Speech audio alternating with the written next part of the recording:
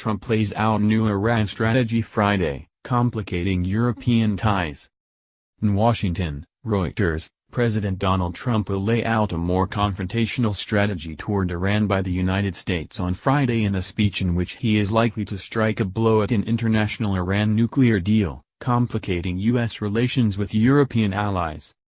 U.S. officials said Trump was expected to announce that he will not certify the 2015 Iran nuclear deal, believing the agreement is not in the national interests of the United States. He had certified it twice before, but aides said he was reluctant to do so a third time. Trump could have a last-minute change of heart before he outlines his administration's new approach toward Iran in speech at the White House at 12:45 p.m. EDT, 1645 GMT, on Friday.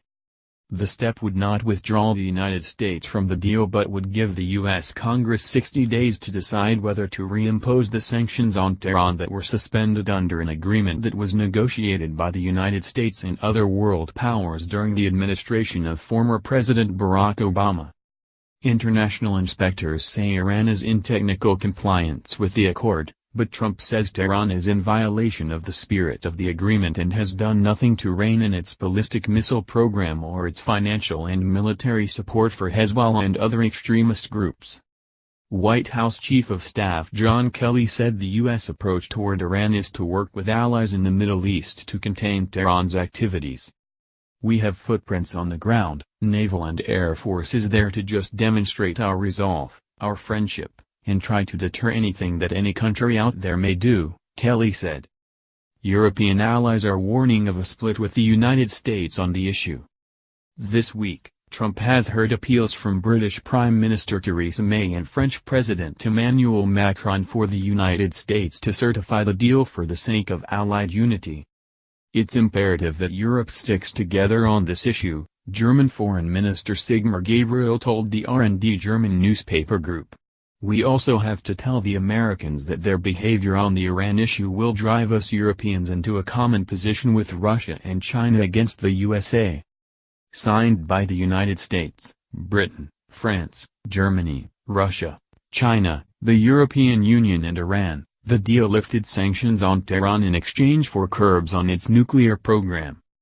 Trump has called the accord an embarrassment and the worst deal ever. European officials have categorically ruled out renegotiating the deal, but have said they share Trump's concerns over Iran's destabilizing influence in the Middle East.